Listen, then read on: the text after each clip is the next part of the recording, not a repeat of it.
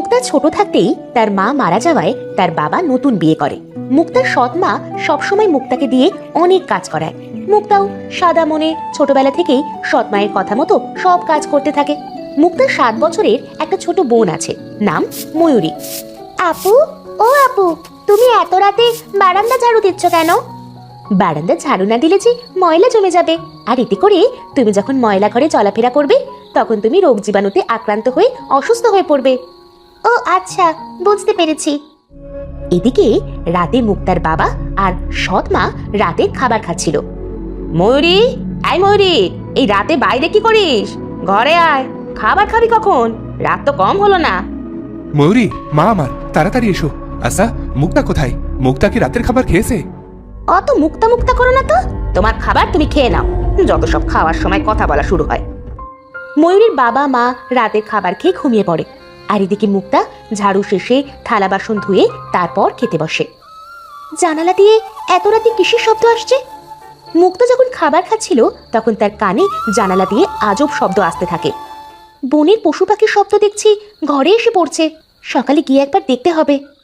সারা রাত কাজ শেষে খেয়ে ঘুমিয়ে পড়ে মুক্তা।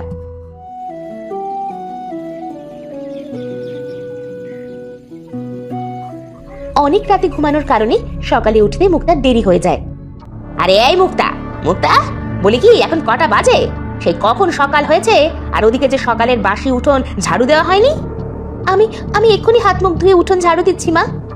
8টা বাজে উঠোন ঝাড়ু দিতে? তা বলি সকালে সবজি কাটবে কখন? ওইদিকে যে ছোট বোনটার কাঁথা কাপড় এখনো ধোয়া হয়নি। আহারে, ছোট মেয়েটা মনে হয় আজ রাতে ভেজা কাঁথায় ঘুমোবে। আমি যাচ্ছি মা, এক্ষুনি সব পরিষ্কার করে দিয়ে আসছি। এরপরে মুক্তা বাড়ির কাজে লেগে পড়ে। সব কাজ শেষে মুক্তা নদীর ঘাটে পানি আনতে যায়। এদিকের পানিটা কেমন যেন, অন্য পাশ থেকে পানি নেই। মুক্তা কলসিতে পানি ভরতে থাকে।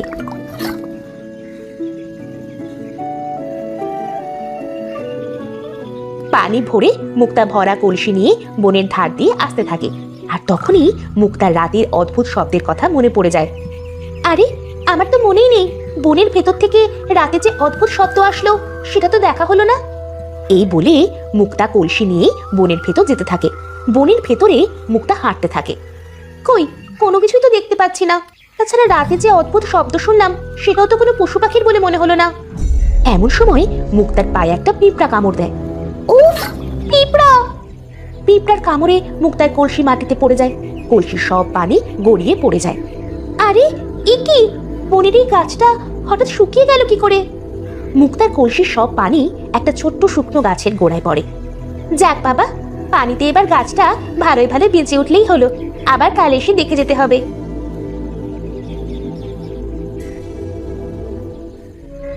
এরপরে মুক্তা কলসিতে আবার পানি ভরে বাড়ি ফিরে আসে। এই মুক্তা, এতক্ষণ কোথায় ছিলি? পানি আনতে গিয়েছিলি নাকি গল্প করতে গিয়েছিলি? এদিকে যে এখনো চুলায় ভাত রান্না হয়নি, জানিস না? মা, আমি না কলসি নিয়ে পড়ে গিয়েছিলাম, তাই আবার পানি ভরে নিয়ে আসছি। এজন্যই দেরি হয়ে গেছে। হয়েছে হয়েছে, আর বাহানা দিতে হবে না। এখন যা, পানির কলসি রেখে ময়ূরীকে গোসল করিয়ে দে। মুক্তা পানির কলসি রেখে নিয়ে যায়। আপু, আমাকে দাও, আমি কল চাপবো। না, একদমই না, তোমার হাতে ঠুসকো পড়ে যাবে। তাছাড়া তুমি অনেক ছোট, আগে বড় হও, তারপর নিজেই কল চাপবে।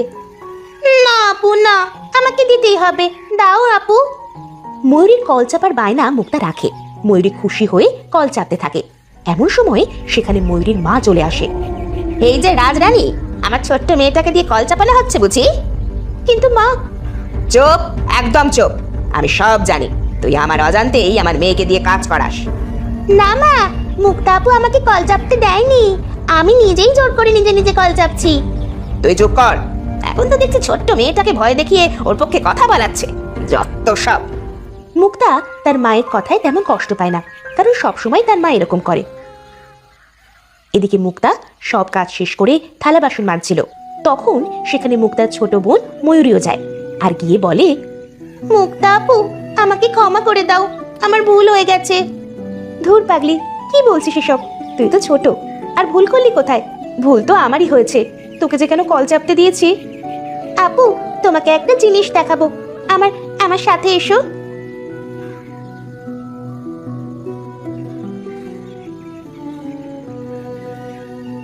এই কথা বলে ময়ূরী মুক্তাকে নিয়ে বনের সেই মরা গাছটার কাছে যায়। আপু দেখেছো? কেন, কি হয়েছে? আর কি বা দেখবো, এখানে দেখার মতো তো কিছুই নেই। আরে ধুর, তুমি তো দেখছি চোখেও দেখো না। ওই দেখো, গাছের গায়ে একটা লাভ। তুই কি লাভটা বলছিস ময়ূরী? বাড়ি চল তো। লাভ মানে বোঝো না, একটা হার্ট। আমি আরো কয়েকদিন আগে এসে দেখেছি গাছের হার্টটা পুরো সাদা ছিল, কিন্তু আজ এসে দেখি একটু লাল হয়ে আছে। হয়তো কিছু একটা হবে। এখন বাড়ি চল, আর তোকে যেন এই জঙ্গলে আর না দেখি, এদিকে হিংস্র প্রাণী থাকতে পারে। এই বলে তারা বাড়ি চলে আসে। মুক্তা রাতে যখন ঘুমিয়েছিল তখন মধ্যরাতে আবার সেই অদ্ভুত শব্দে মুক্তার ঘুম ভেঙে যায়।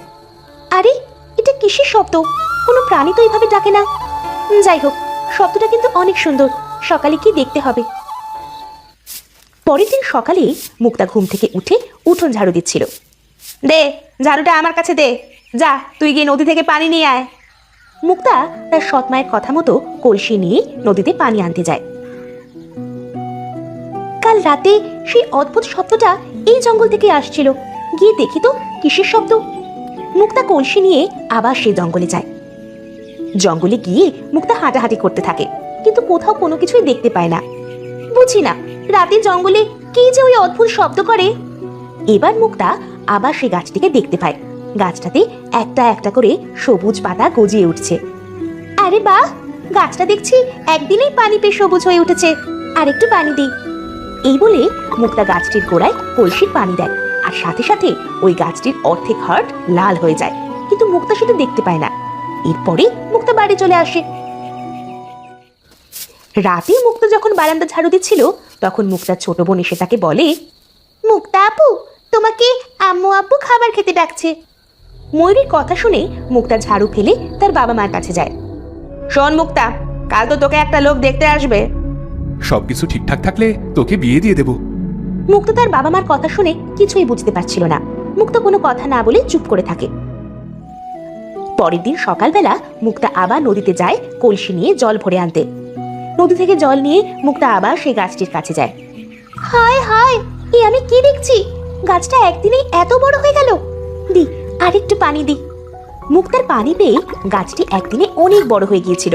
গাছের ডালপালায় পুরো সবুজ হয়ে গিয়েছিল। যাক, আমার পানি পেয়ে একটা গাছ জীবন্ত হয়ে উঠল। আহা, গাছের নিচে যে কত শান্তি। মুক্তা কলসি রেখে গাছের পাশে হেলান দেয়।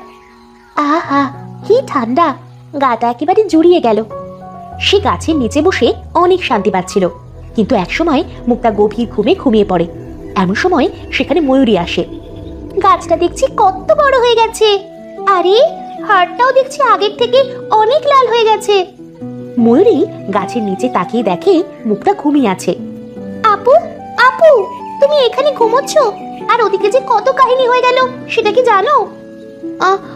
আমি আমি যে কখন ঘুমিয়ে পড়েছি কিছুই বুঝতে পারছি না। আর বাসায় কি হয়েছে রে ময়ূরী? তোমাকে দেখতে একটা লোক এসেছিল, কিন্তু তুমি নেই বলে চলে গেছে। হায় হায়, এখন বাড়ি গেলে মা তো আর আস্ত রাখবে না। আল্লাহ তুমি রহমত করো, আমি যে কোন ফাঁকে ঘুমিয়ে পড়েছি। ধ্যাৎ। যাই বলো আপু, এক হিসেবে ভালোই হয়েছে। কেন রে ময়ূরী, এ কথা কেন বললি? আরে বলো না আপু, যে লোকটা তোমাকে দেখতে এসেছে সেই লোকটা অনেক বুড়ো। ওই বুড়োকে আমি কোনোদিনও দুলাভাই বলতাম না।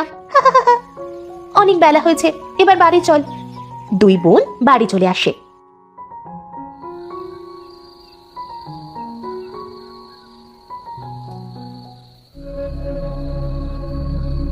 রাতে মুক্তার মা বাবা মুক্তাকে ডাক দেয়।